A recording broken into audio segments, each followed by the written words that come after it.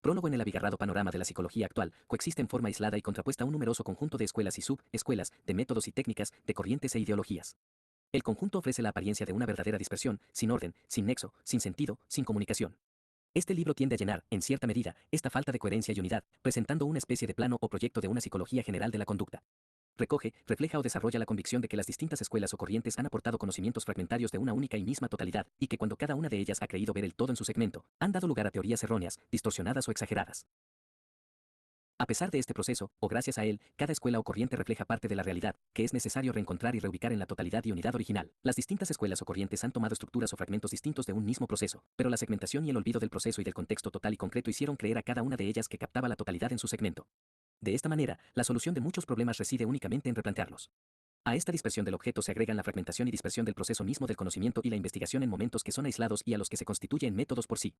Hay que volver a recuperar lo que las escuelas, los métodos y los campos de la psicología desmenuzaron y dispersaron, desarticularon y formalizaron. En esta nueva edición de Psicología de la Conducta, obra que se publicó por primera vez en el año 1963, además de algunas notas aclaratorias, referencias y diagramas, se ha añadido un apéndice formado por dos capítulos. Uno de ellos amplía la consideración de algunos temas del texto y el otro, que trata sobre niveles de integración, modifica lo desarrollado en el capítulo correspondiente del libro. Buenos Aires, 1968. Y esta tarea no es un eclecticismo que tiende a salvar contradicciones, sino, todo lo contrario, acepta y enfrenta las contradicciones porque ellas pertenecen a la realidad de los fenómenos y a su respectivo movimiento dialéctico. Gran parte de la tarea que incumbe realizar consiste en disolver falsas antítesis, transformando las antinomias irreductibles en lo que en realidad son, momentos de un solo proceso único. Las barreras entre las escuelas ya no son fijas y se derrumban. Este libro quiere contribuir a ello, para que se pueda construir dentro de un encuadre filosófico y científico libre de divisiones y límites arbitrarios, estrictos y dogmáticos. No estoy totalmente seguro de haber podido eludir el peligro de oscilar entre una exposición sencilla o simplificada en algunos temas y la profundización en otros. Por supuesto que el propósito fundamental es el de repensar la psicología, como tarea fundamental del psicólogo. No se trata solamente de aprender o enseñar psicología, se trata de pensar psicológicamente. Aquí trato de aplicar mi convicción de que los libros no son para leerlos, sino para pensarlos. Capítulo 1.1. Enfoque de la psicología. Es muy difícil poder precisar en una definición escueta lo que es la psicología, tanto como lo es delimitar exactamente el objeto de cualquier ciencia. Las definiciones se incluyen siempre al comienzo de los libros y solo se comprenden al final, cuando ya se tiene una perspectiva total de la materia. En un intento de resolver o eludir la estrechez de las definiciones, se ha dicho de otro campo científico, la sociología, que ella es lo que hacen los sociólogos. Si trasplantamos esta fórmula a la psicología, no adelantamos nada, porque además de constituir un truismo o una tautología, las disciplinas psicológicas no tienen todavía tan plenamente ganado un terreno, como actividad práctica u oficio, como lo tiene el sociólogo. En la sociología, según lo describieron distintos autores, la práctica precedió a la sistematización teórica y se inicia como una paraciencia, mientras que en la psicología la teoría y la especulación filosófica precedieron a la práctica y aún en gran medida, todavía ahora, la reemplazan. Como lo dice Bowring, la psicología vino primero, los psicólogos vinieron más tarde. La psicología llega muy tarde a estructurarse como campo científico. Como todas las ciencias, se separa muy gradualmente de la filosofía, aunque conservando con ella muy estrechos lazos. El término psicología data del siglo XVI, pero aún en el siglo XVIII era muy raro su empleo, adoptado por Kant, se difundió posteriormente. Comte no la incluyó de manera especial en su clasificación de las ciencias y aún en la actualidad tiene que enfrentar muchas resistencias y desconfianzas. Tanto la idealización como el desprecio representan verdaderas trabas en su desarrollo. El conocimiento científico incrementa nuestro poder real sobre las cosas, pero aminora y lesiona nuestra fantasía y nuestra omnipotencia mágica. Freud señaló que tres son los descubrimientos que más han lesionado nuestro narcisismo: el de que nuestro planeta no es el centro del universo, sino uno de los tantos, entre los que no ocupa ningún puesto de privilegio. En segundo lugar, el de que no somos los reyes de la creación, 14 José Blecher, sino productos de la evolución de las especies animales. Y en tercer lugar, en orden cronológico, el de que no somos seres íntegramente racionales, sino que buena parte de nuestra conducta es desconocida, en sus motivaciones, por nosotros mismos. El estudio de las cosas del cielo y de la tierra no se ha hecho sin esfuerzos ni sin ansiedades, pero estos se potencian en el caso de estudiarse el ser humano a sí mismo. Por ello, las ciencias del hombre llegan tarde y se hallan aún en periodo formativo. Las ciencias naturales han tenido, en su tiempo, que vencer también fuertes resistencias, similares a las que se presentan en la actualidad para el caso de las ciencias del hombre, especialmente la psicología y la sociología. Pero también esta resistencia es tanto mayor cuanto más se acerca e incluye al propio ser humano. La física y la química, como observa Fenichel, vencieron la resistencia antes que la biología, y esta, antes que la anatomía y la fisiología. Estas, a su vez, antes que la psicología. No está muy lejano el tiempo en que al anatomista y al patólogo les estaba prohibida muy severamente la disección de los cadáveres. Seguramente que este desarrollo no tiene exclusivamente sus causas en la evolución de las resistencias psicológicas ni en un puro progreso en el dominio de las ideas, pero no es menos cierto que esta resistencia actúa en algunos momentos, en forma independiente y muy intensa. El desarrollo de la ciencia se halla muy vinculado al desarrollo de la sociedad humana y a la de sus necesidades técnicas o, en otros términos, a la necesidad de supervivencia de la especie. Hasta ahora, todo progreso científico ha propulsado los factores de cambio social que, por supuesto, entran en pugna con todas las fuerzas sociales que tienden a la preservación de una configuración social dada. De esta manera, los avances y retrocesos científicos y filosóficos se hallan ligados a complejos procesos históricos de intereses de clases en conflicto.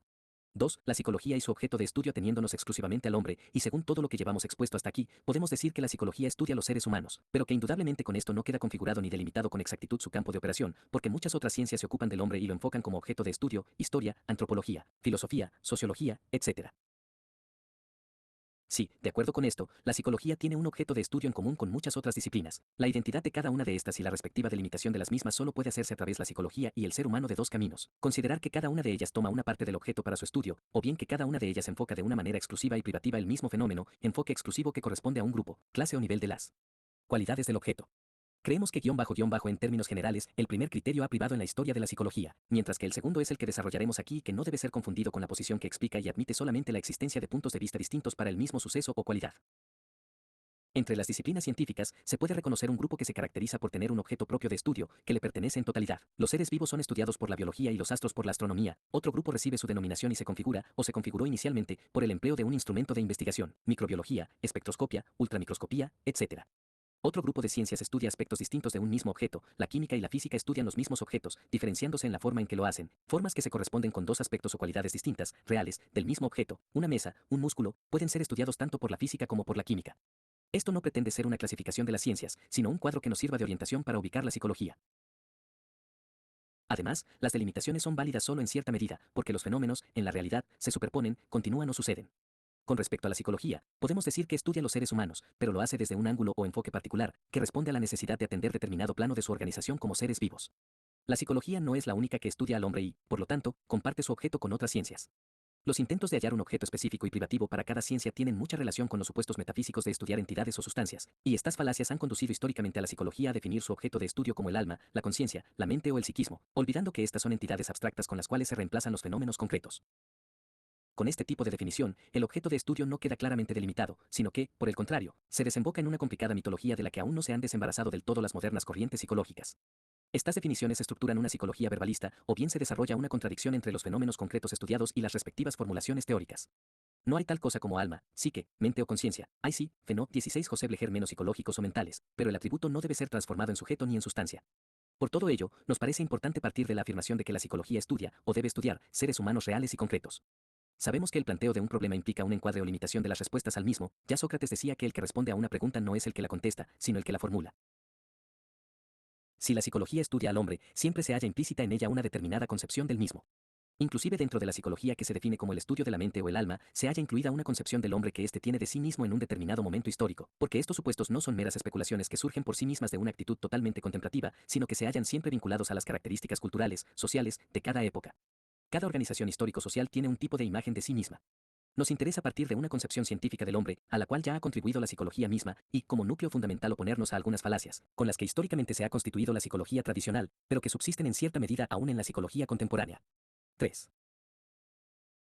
El mito del hombre natural se postula, en este tipo de concepción, la existencia de un estado o esencia originaria del ser humano, que se ha corrompido o distorsionado por la influencia de la civilización. En pugna con lo socialmente adquirido, que constituye lo artificial, el estado natural del hombre es sustentado como lo genuino o ideal.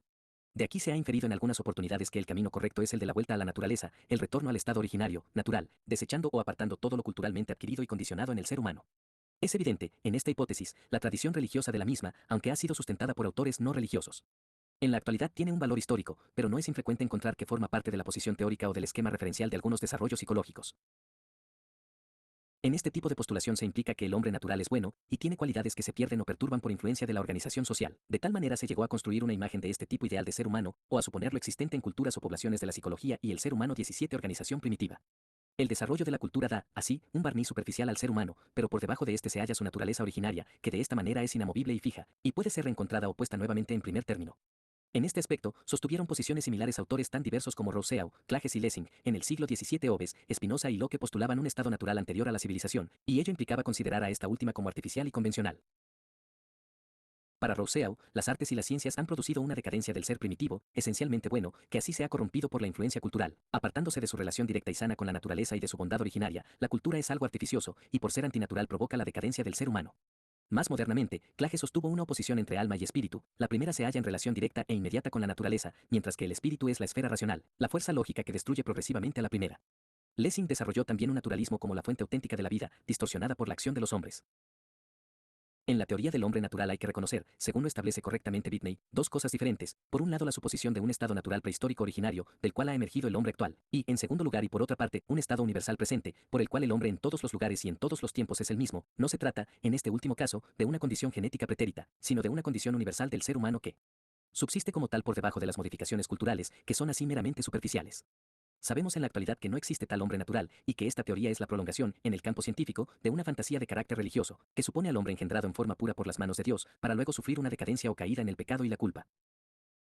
La teoría del hombre natural no es tampoco una postulación aislada, sino que integra o forma parte de toda una concepción que considera el mundo total como invariable y fijo, y que, además del hombre natural, postula una justicia natural, un derecho natural, etc.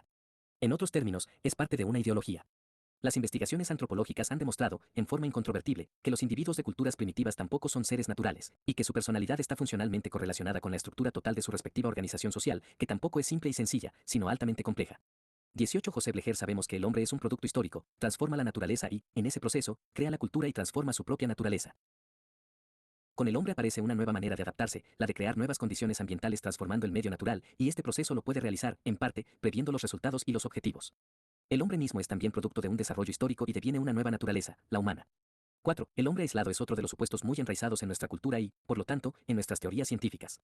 Se supone que el ser humano es originaria y primitivamente, tanto como especie cuanto como individuo, un ser aislado, no social, que asimila con esfuerzo y gradualmente la necesidad de relacionarse con otros individuos. De esta manera, un problema que se planteaba a la psicología era el de investigar cómo los seres humanos entran en relación los unos con los otros y, para ello, se emitió la hipótesis, entre otras, de un instinto gregario o de una energía especial, la libido. Esta abstracción está muy estrechamente relacionada con la anterior, la del hombre natural, y ambas pasan por alto el hecho de que el hombre solo es tal en función de ser social y que, incluso, el alto grado de individualidad del cual es un reflejo este postulado, es también un producto social. En síntesis, se puede decir que aún este hombre aislado, que toma en cuenta con frecuencia la psicología, es también un producto social, y que esta teoría, llamada por algunos la teoría de los Robinson Crusoe, no tiene ningún fundamento valedero. El problema viene justamente, en la actualidad, a plantearse en términos totalmente invertidos. Ya no se trata de saber cómo individuos aislados devienen seres sociales, sino cómo de integrantes de una cultura y de seres eminentemente sociales, llegan a producirse o resultar hombres aislados. Inclusive, desde el punto de vista de su desarrollo biológico a partir de la vida intrauterina, el ser humano vive en una intensa y profunda compenetración con la vida de otros seres humanos, en una verdadera situación simbiótica, y la investigación recae en el complejo proceso de aculturación por el cual se pasa de esta condición indivisa, primitivamente no diferenciada, a la condición de individuo y persona. La psicología y el ser humano 5. El hombre abstracto es uno de los errores conceptuales y metodológicos más serios en que se incurre en el campo de la psicología, por derivación del error filosófico correspondiente. Consiste en estudiar al ser humano como determinado, aislado de las situaciones reales, históricas y presentes, en las que transcurre su vida, se forma su personalidad y se establecen sus relaciones de todo tipo. De esto resulta que cuanto más abstracto es el hombre que se estudia, más idénticas resultan todas sus características y más fijas, eternas e inmutables las categorías que se elaboran.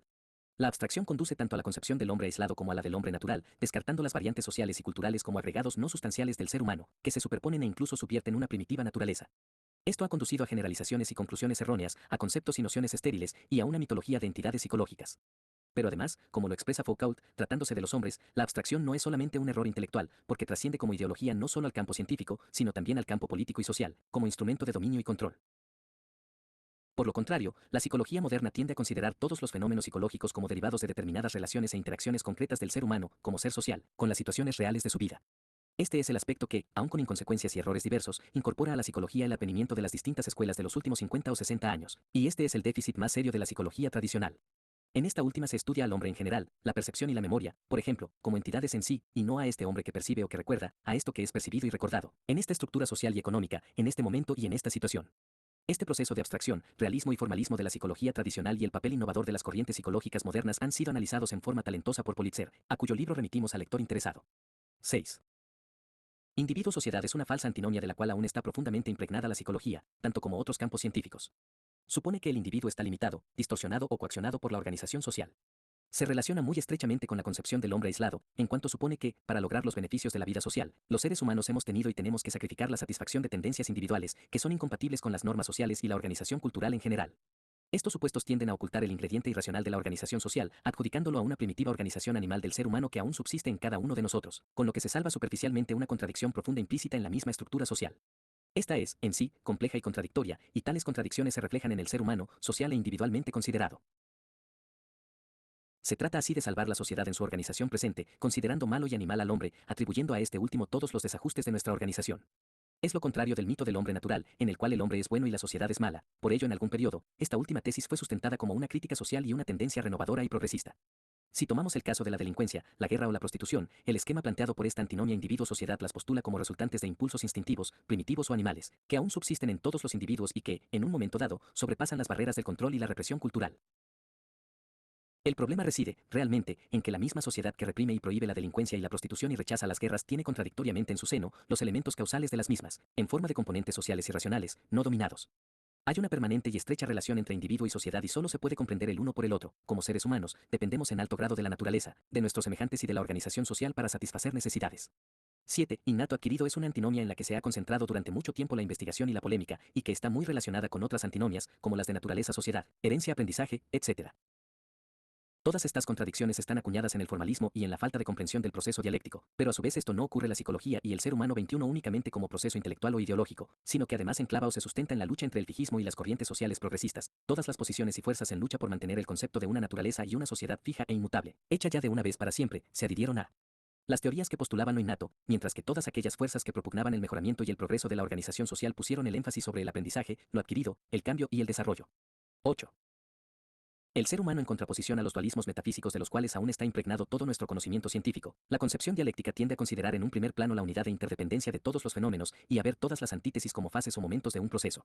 De esta manera pierden vigencia las discusiones e investigaciones que aíslan al ser humano o tratan en forma abstracta una parte de sus manifestaciones, sin conexión con la naturaleza y su medio social. El ser humano puede ser entonces caracterizado por lo siguiente: a. Su condición de pertenecer a una naturaleza muy peculiar, la humana.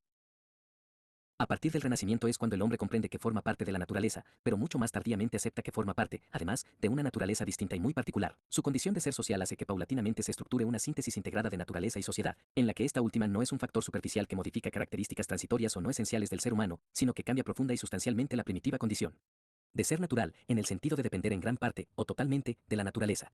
B. Su condición de ser concreto, esto es, que pertenece a determinada cultura, a determinada clase social, grupo étnico, religioso, y que esta pertenencia no es casual o aleatoria, sino que integra su ser y su personalidad. Que no se debe estudiar la conciencia o la atención en abstracto, sino la conducta concreta de tal individuo o de tal grupo en tales condiciones concretas y en un momento dado. C. Su condición de ser social, solo por lo cual es un ser humano, que solo llega a ser tal por la incorporación y organización de experiencias con los demás individuos. El conjunto de las relaciones sociales es lo que define al ser humano en su personalidad.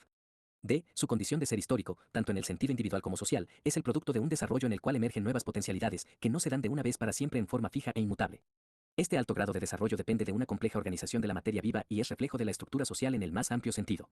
E. Porque el medio ambiente del ser humano es un ambiente social, del que provienen los estímulos fundamentales para la organización de sus cualidades psicológicas. F. Porque no puede conocerse la condición del ser humano por pura reflexión, el conocimiento que se alcanza está, a su vez, socialmente condicionado. G. Porque el hombre es el único de los seres vivos que puede pensarse a sí mismo como objeto, utilizar el pensamiento, concebir símbolos universales, crear un lenguaje, prever y planificar su acción, utilizar instrumentos y técnicas que modifican su propia naturaleza. Aun formando parte de la naturaleza, puede en cierta medida ser independiente de ella. Todo esto está en estrecha relación con su posibilidad, distinta a la de todos los animales, de producir sus medios de subsistencia. H. Que la producción de esos medios de subsistencia crea la matriz fundamental de todas las relaciones humanas.